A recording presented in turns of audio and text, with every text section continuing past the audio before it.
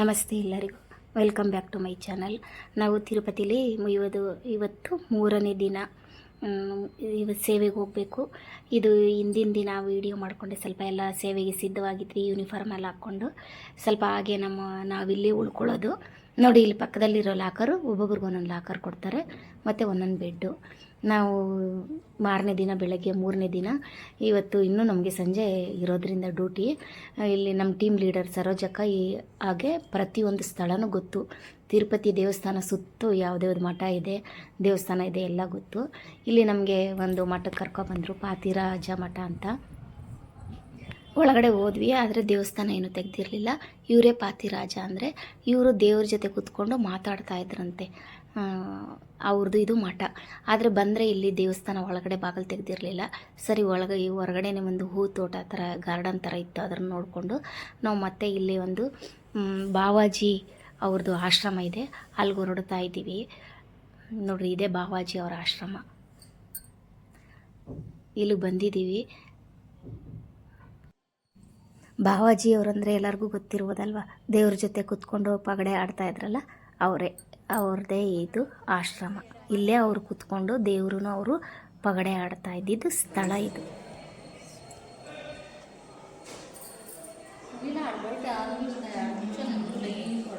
చూడాలని ఎంతో ఇష్టంగా వచ్చినాము. చూడడానికి మాకు ఫలితం లేదు అంటే అందరూ వచ్చిన భక్తాదులను చూడండి, అందరికీ బాగుంటారు. తిరుపతి వెంకటరమణ స్వామి రండి, ఇక మాట్లాడండి. అతిరామ బాబాజీ మండపం అల్లు పోక అతిరామ బాబాజీ మాచికలు ఆడిండేస్తాం. అవన్నీ ఆడిండే స్థలం ఇది. స్వామివారు ఇద్దరు జతలో కూర్చొని ఆడే జాగ, పురాణ స్థలం ఇది. ఇక్కడ చాలా శ్రేష్టం ఉంది. ఇక్కడ వచ్చి అందరూ నమస్కారం అయ్యండి, చాలా మంచిదైతుంది.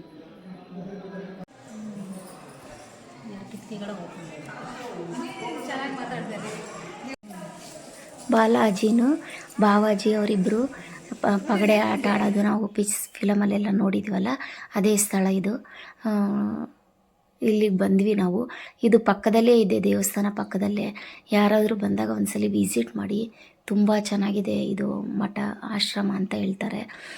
ಅಲ್ಲಿಗೆ ಬಂದ್ವಿ.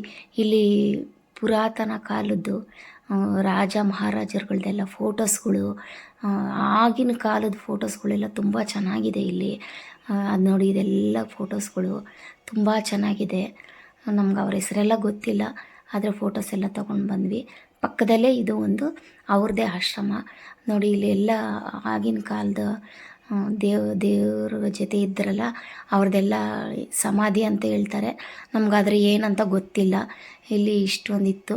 ಮತ್ತು ಇಲ್ಲಿ ಬಾವಾಜಿಯವರು ತುಳಸಿ ಪೂಜೆ ಮಾಡ್ತಾಯಿದ್ರು, ಅದೊಂದು ಬೃಂದಾವನ ಇದೆ. ಮತ್ತು ಇಲ್ಲೆಲ್ಲ ನೋಡಿಕೊಂಡು ನಾವು ಸ್ವಲ್ಪ ಹೊತ್ತು ಇಲ್ಲೇ ಇದ್ವಿ. ನಮಗಿನ್ನೂ 4 ಗಂಟೆಗೆ ಡ್ಯೂಟಿ ಆಗಿರೋದ್ರಿಂದ ನಾವು ಸ್ವಲ್ಪ ಹೊತ್ತು ಇಲ್ಲೇ ಓಡಾಡ್ಕೊಂಡಿದ್ವಿ. ಇಲ್ಲಿ ತಿರುಮಲದಲ್ಲಿ ದೇವಸ್ಥಾನ ಪಕ್ಕದಲ್ಲಿ ಎಷ್ಟೊಂದು ದೇವರುಗಳಿದೆ, ನಮಗೆ ಗೊತ್ತೇ ಇಲ್ಲ. ಯಾವಾಗ ದೇವಸ್ಥಾನಕ್ಕೆ ಹೋಗ್ತೀವಿ ಬರ್ತೀವಿ ಅಷ್ಟೇ. ಎಷ್ಟೊಂದು ಜನ ಅದೇ ಥರ ಮಾಡೋದು.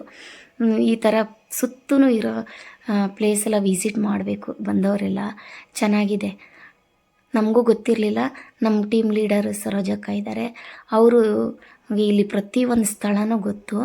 ಅವರು ನಮಗೆ ಈ ಸರಿ ನಮಗೆ ಡ್ಯೂಟಿ ಸಂಜೆ ಇರೋದ್ರಿಂದ ಬೆಳಗ್ಗೆ ಎಲ್ಲ ಫ್ರೀಯಾಗಿರ್ತೀವಲ್ಲ, ಅದಕ್ಕೆ ಡೈಲಿ ನಾನು ಕರ್ಕೊಂಡೋಗಿ ತೋರಿಸ್ತೀನಿ ಅಂತ ಹೇಳಿದ್ದಾರೆ. ಇವತ್ತು ಇಲ್ಲಿಗೆ ಬಂದಿದ್ದೀವಿ. ತುಂಬ ಚೆನ್ನಾಗಿದೆ ಈ ಪ್ಲೇಸು. ಬಾವಾಜಿಯವರು ವಾಸ ಮಾಡ್ತಾ ಇದ್ದಿದ್ದ ಸ್ಥಳ ಇದು. ಅವರು ನೋಡಿ, ಪಗಡೆ ಆಡ್ತಾ ಇಲ್ಲಿ ಇಟ್ಟು ಪೂಜೆ ಮಾಡ್ತಾ ಇದ್ದಾರೆ. ಇಲ್ಲಿ ಒಬ್ಬರು ಸ್ವಾಮೀಜಿ ಇದ್ದರು. ಮತ್ತು ಅಲ್ಲಿ ಜಾಸ್ತಿ ಜನ ಆಗ್ಬಿಟ್ರೆ ಎಲ್ಲೂ ಜಾಗ ಸಿಕ್ಕಲಿಲ್ಲ ಅಂದರೆ ನಾವು ಇಲ್ಲಿ ಬಂದು ಮಲ್ಕೊಳ್ಬೋದು ಇಲ್ಲಿ ಈ ಆಶ್ರಮದಲ್ಲಿ. ಮತ್ತು ಎಲ್ಲ ಮುಗಿಸ್ಕೊಂಡು ನಾವು ಬರ್ತಾಯಿದ್ವಿ.